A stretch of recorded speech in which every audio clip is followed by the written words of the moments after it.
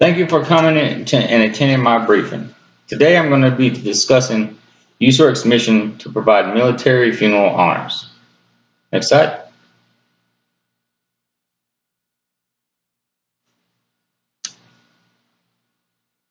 In this briefing, I'll be covering what the funeral mission is, what issues we have with it, and possible solution on how we may be able to make uh, conduct the military honors in a more proficient manner.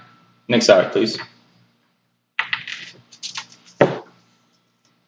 So our mission is to provide military honors to fallen veterans of across 5 different states.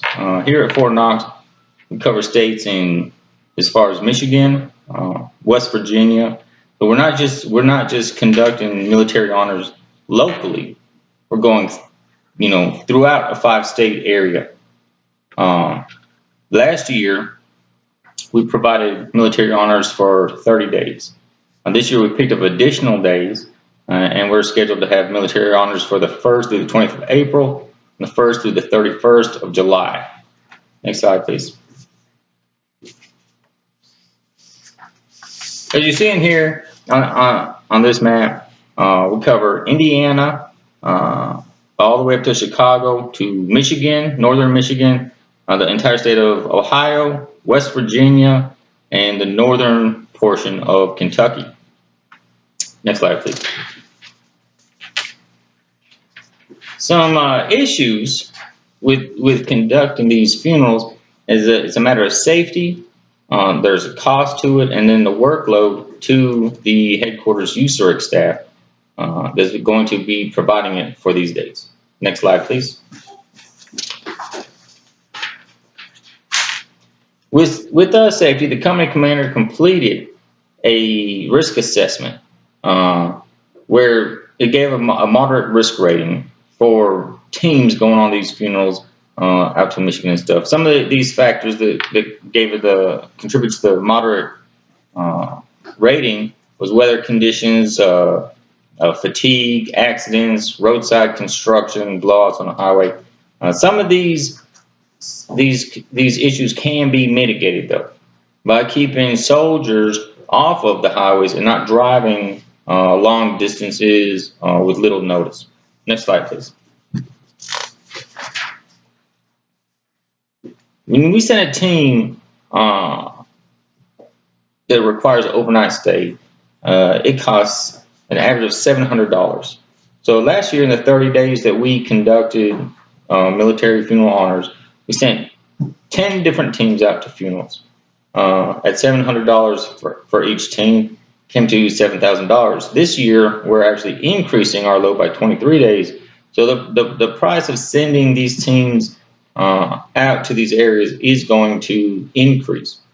With units leaving from Fort Knox and no units, scheduled to come in, we can only assume that in FY 18 and 19, we may actually be assigned additional days on top of the increase from this year. Next slide, please. The workload to the USERC staff. The 3 sections that carried all of the funerals for USERC in FY 16 was the G1, the G3, and the RRS. Ironically, these are the same staff sections that have the most crucial missions in supporting the field. The schoolhouse is training soldiers to be recruiters. The G3 runs operations and mans, all enlistees coming in. So if we don't maintain the manpower there and we miss a seat, doesn't get filled because we're out on a funeral, it actually costs the Army $10,000 for every seat missed. Next slide, please.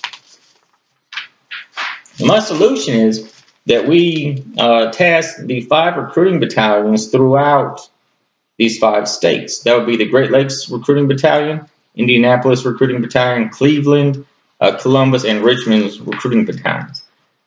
There's recruiters stationed in all the communities throughout this whole area. It wouldn't require them to go TDY to perform these duties, and it may actually help them in their recruiting efforts developing their recruiter network. Next slide, please. To implement this solution, a lot of planning would need to take place. We would want to purchase the equipment and strategically place it throughout the area to where no soldier is being put to unreasonable driving distances for any funeral. I think this can be done with proper planning. The training issue, it would not take much to train. Recruiters are typically E6, E7 senior non-commissioned officers. All the training for this can be found on YouTube, on videos, and in the regulations. And then with the notification, by working with the National Guard and the reserve units that currently perform military honors, throughout the year, the only times that we're being called to go TDY is when they have drill weekends. So by coordinating with them, knowing what weekends they have drill, we can then go to the Casualty Assistance Office, let them know that during those weekends they need to notify us first. Currently, what they do is they notify the National Guard reserve units, give them 48 hours to respond, and then notify us. So if they notify us first on those weekends, we would have that additional 48 hours notice to get the team set into their location. Next slide, please. To evaluate the solution, we will have the G3 track the time saved and personnel strength saved by using the recruiting brigades on the TDY missions, and how big of an impact that is, or how big of a help that is. The G4 will calculate the savings each year based off of how many teams would have gone TDY. And the safety office will track serious incident reports, accidents throughout the 5-state area. Last, the most important tool in evaluation of this will be a recruiter survey that we give out to the recruiters after they complete a mission.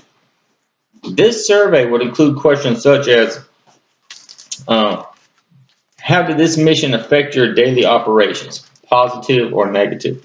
Do you feel this mission will help you build your recruiter-centric network? Did you receive feedback from the funeral director? If so, what feedback did you receive? Did you receive response from the public, positive or negative? These questions are basically built so that we can evaluate, is this positively affecting the recruiting mission or negatively affecting, or maybe not impacting it at all. Next slide, please. So the success of this mission will be evaluated by 3 things. Well, number 1, did the solution reduce risk to the soldiers? If we reduce risk to soldiers, I think that we would consider this a success. Number 2, did the solution help save government dollars? If we can reduce the risk to soldiers and reduce the cost, we're headed in the right direction. Lastly, and most importantly, did the solution affect the recruiting force in a positive or negative manner? If the solution affects the force in a negative manner, then we cannot say the solution was a success. If it affects the recruiting force in a positive manner, then along with the saving government funds and reducing risk, I think we can qualify this as a successful solution. Next slide, please. All right, at this time, do you have any questions for me?